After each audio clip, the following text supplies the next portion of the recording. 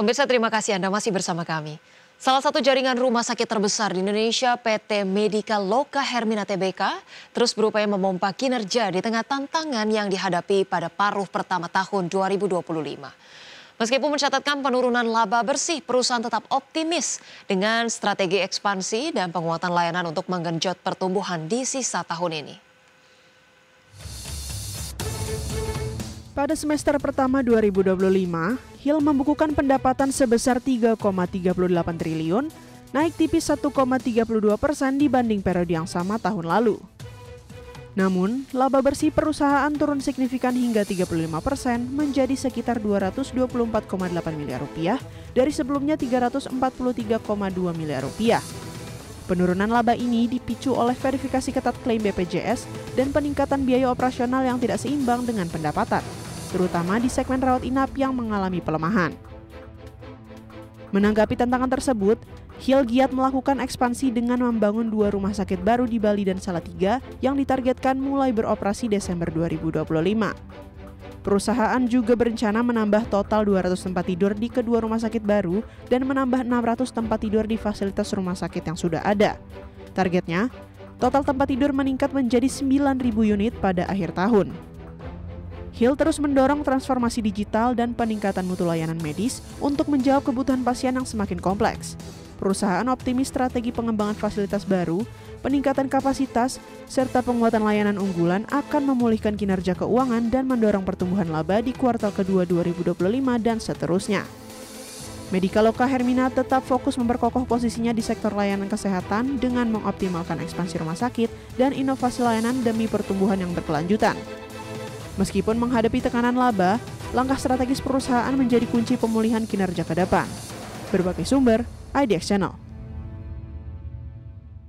Pemirsa, 2 petinggi PT Aman Mineral International Tbk kembali melepas sebagian kepemilikan sahamnya.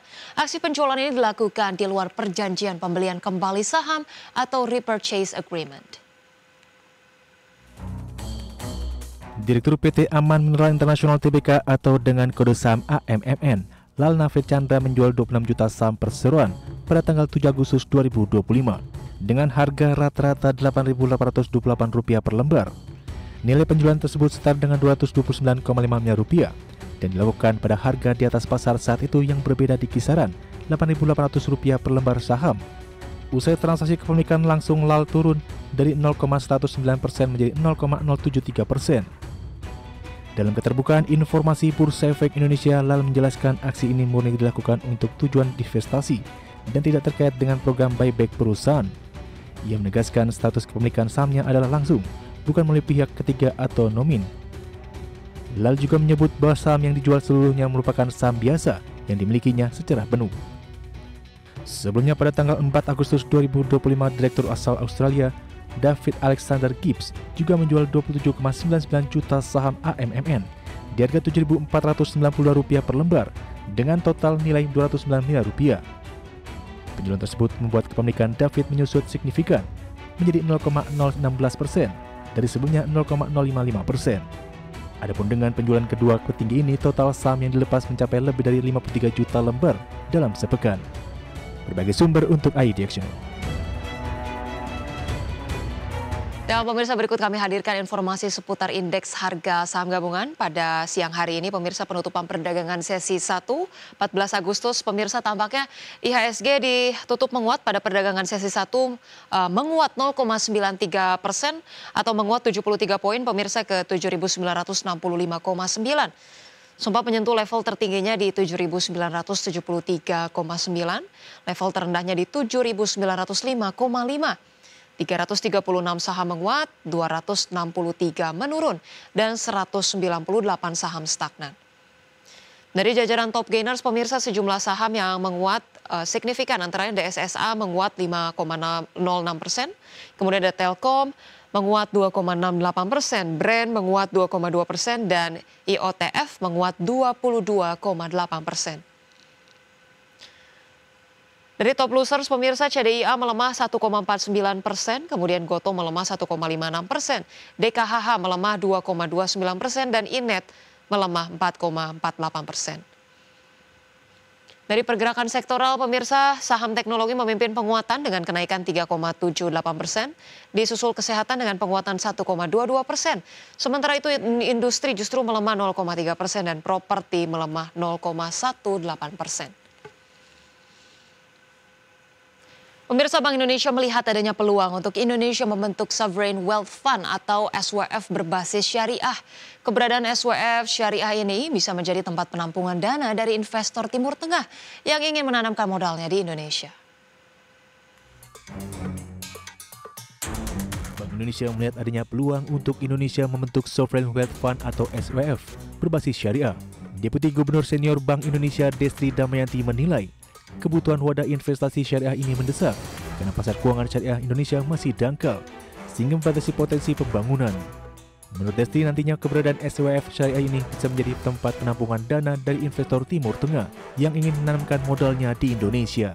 Kalau pasar keuangan syariah tidak dalam, tentunya itu akan menghambat nanti pembangunan. Termasuk juga ada dana dari luar, dari negara di di Arab ya.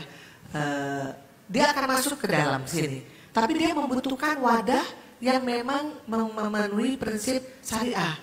Nah, kita belum ada nih. Makanya kalau di dalam tim saya bicara, kita coba yuk bikin Sovereign Wealth Fund yang syariah gitu.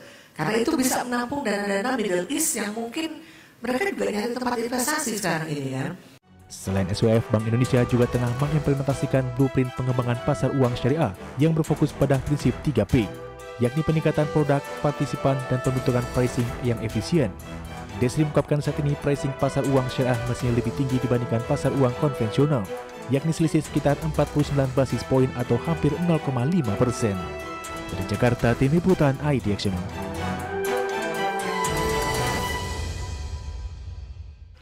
Pemirsa, Menteri Sekretaris Negara Prasetyo Hadi memastikan persiapan menuju puncak acara HUT ke-80 kemerdekaan pada 17 Agustus mendatang telah mencapai 70% atau hampir rampung. Sejumlah penyempurnaan teknis terus dilakukan untuk memastikan seluruh rangkaian acara berjalan lancar dan mengesankan. Selain memastikan kesiapan di halaman Istana Merdeka, Mensesnek juga memeriksa fasilitas hiburan dan area publik di sekitar Monumen Nasional. Nantinya lokasi tersebut akan menjadi alternatif bagi masyarakat yang tidak mendapatkan akses langsung ke dalam kompleks istana. Pihaknya memastikan pemerintah akan menyediakan beberapa tempat untuk masyarakat yang akan turut memeriahkan acara puncak HUT ke-80 Republik Indonesia. Tentu tadi sepintas kita perhatikan semakin mendekati sempurna lah dibandingkan dengan kemarin ya. Nah, meskipun demikian tetap masih ada beberapa hal yang harus kita perbaiki ya, terutama misalnya berkenaan dengan ketepatan waktu ya, antara satu show dengan show yang berikutnya itu ya perlu untuk terus kita sempurnakan gitu. Termasuk tadi ada